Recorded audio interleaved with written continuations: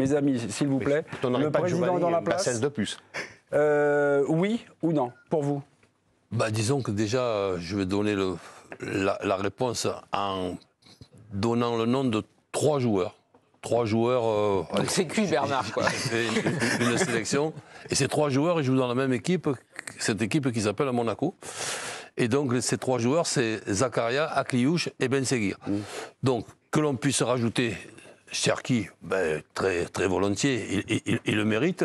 Mais pour l'instant, il y a un peloton, quoi. De là, voilà, là à le mettre premier de ces 4 joueurs-là, non. Si on me fait choisir, je prends Zakaria. Zakaria, ok. Bafé Gomis, je sais pas, vous allez peut-être dire un attaquant par rapport à la place que vous occupiez, ou Cherki, là, Cherki pour en vous. En tant qu'ancien Lyonnais, Bafé.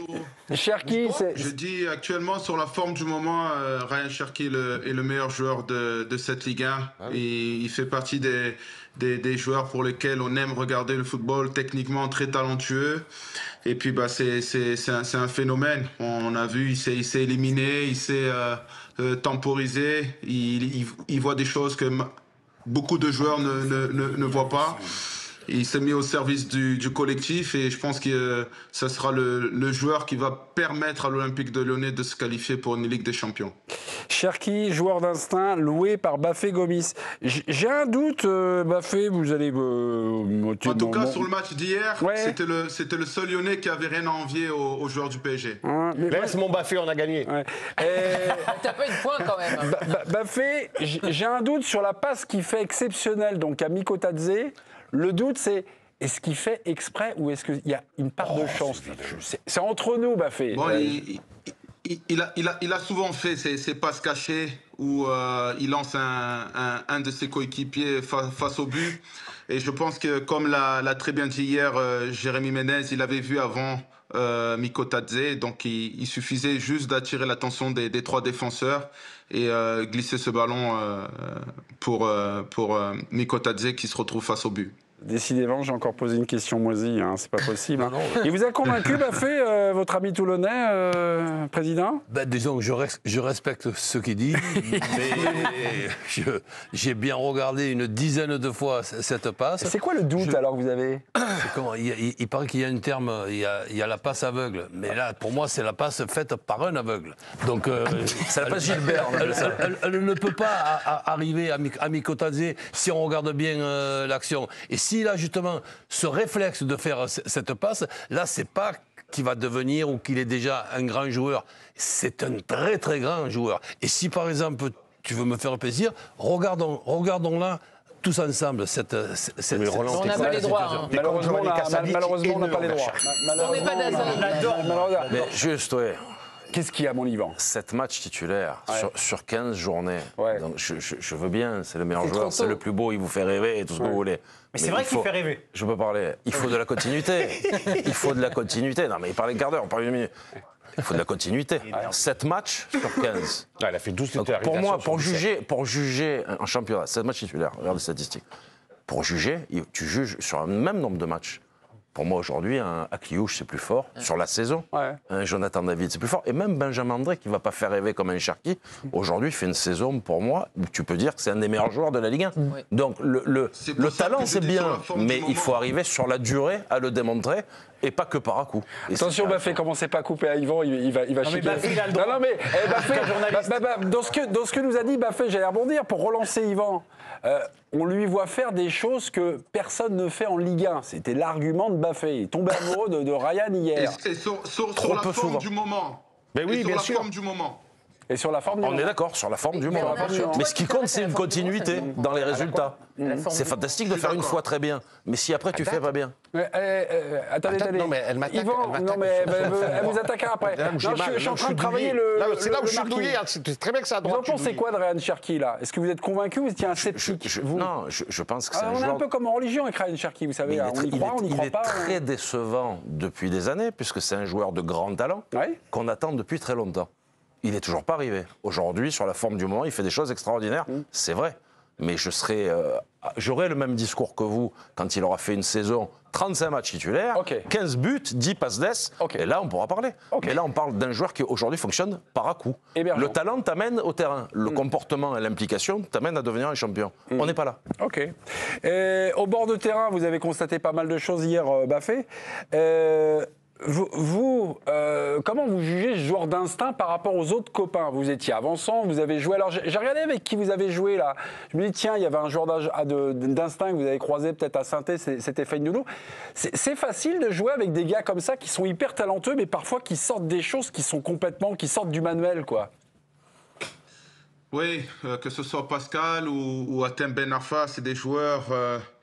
Hier aussi, il y avait un peu Jérémy Ménez, des joueurs que tu sais que chaque fois qu'ils touchent le ballon, il va se passer quelque chose. Et c'est ce que hier a très bien compris Miko Tadze, même si ça déplaît à Roland. Et il s'est dit, il va nous sortir un tour du sax parce que c'est des magiciens.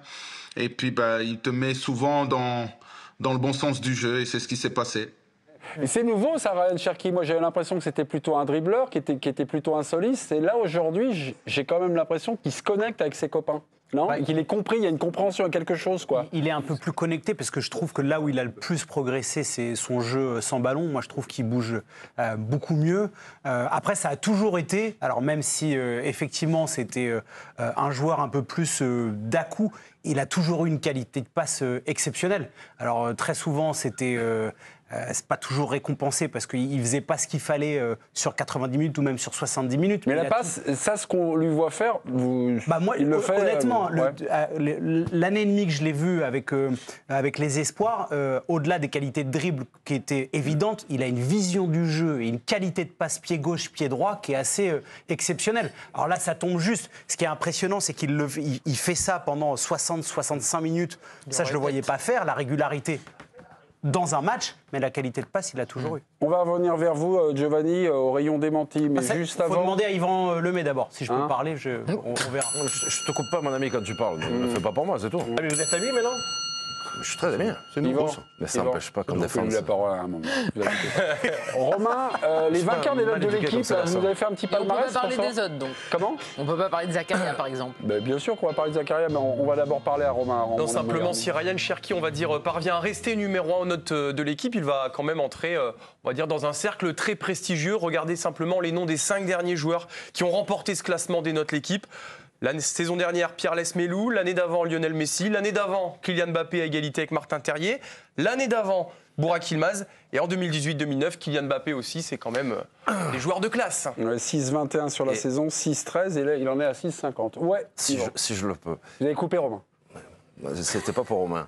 Mais après, la notation d'un joueur de football, ce sont les offres des grands clubs de football, des grands clubs étrangers, et la notation du journaliste de l'équipe qui se trimballe au stade pour le noter. Il a peut-être raison, il a peut-être tort. Il met un 6, il met un 7. En fonction d'un 7 ou d'un 6, la moyenne change énormément. Donc aujourd'hui, il est très bien noté après 7 matchs, etc. D'ailleurs, comme l'a dit Bernard, il n'était même pas dans la classification puisqu'il n'a pas assez joué. Par contre, on peut constater qu'il n'y a aucun gros club aujourd'hui qui vient acheter Ryan Cherki. Alors que tous nos jeunes espoirs talentueux sont quasiment tous dehors aujourd'hui, on reste très peu de temps chez nous. Pour la simple et bonne raison qu'il fait un match oui, un match non. Et que ça ne suffit pas pour le haut niveau. Juste un petit mot avec Giovanni, mais très rapidement sur le cas Ryan Cherki. Hier, la journaliste et consoeur Margot Dumont a annoncé ceci à l'heure actuelle. On parle de Cherki, s'il devait choisir, ça serait l'Algérie. La tendance, c'est l'Algérie parce qu'il voudrait faire plaisir à sa maman. Vous avez eu quelques personnes bien autorisées. Et vous n'avez pas le son de cloche au niveau de Ryan Cherki, l'Algérie, la France? Pas forcément de proche de Ryan Cherki ou quoi. Juste sur l'histoire de sa maman, mais la pression pour qu'il aille jouer en Algérie. On ne dit pas ça, c'était pour faire plaisir à sa maman. Oui, pour faire. Non, mais ou peut-être qu'en creux, ça voulait dire juste ça. pour dire qu'en fait, en ce moment, Ryan Cherki, il n'y a pas de tendance équipe d'Algérie, tendance équipe italienne. Pour l'instant, il est avec l'équipe de France espoir. Il est concentré sur ses prestations actuelles. Il n'a ni rencontré les dirigeants de la sélection algérienne, ni rencontré les dirigeants de la sélection italienne. Ouais. Et tout ce qui serait des rumeurs de choix de sélection, pour l'instant, c'est embryonnaire. Donc voilà, c'est un joueur qui est concentré sur enchaîner les bonnes prestations avec Lyon et être performant avec l'équipe de France espoir. L'heure est venue de se quitter, mon cher Bafé Gomis. Bonsoir Bafé. Tiens, justement, à propos, on revient un peu sur votre carrière, parce que vous avez joué pour l'équipe de France, mais c'est vrai qu'en 2008, pour la Coupe d'Afrique des Nations, le Sénégal était venu vous courtiser. Est-ce que ça avait été quelque chose de difficile à faire comme choix? Est-ce qu'il y avait des attentes familiales ou vous avez complètement oublié Il y avait des attentes familiales, ils m'ont laissé faire mon choix. C'était un choix mûrement réfléchi, même si je me suis toujours senti aussi à part entière sénégalais. Mais voilà, le football sénégalais traversait une crise et puis étant né en France, je rêvais de porter ce maillot de l'équipe de France. Donc voilà, c'était un choix que j'ai fait en amont avec ma carrière et puis voilà, maintenant, aujourd'hui, les choses ont beaucoup changé. Le Sénégal a évolué. Peut-être si c'était aujourd'hui, mon choix aurait été autre. Mais à l'époque où j'ai fait ce choix, je l'ai fait tout en mon âme et conscience, ce qui était le mieux pour ma carrière.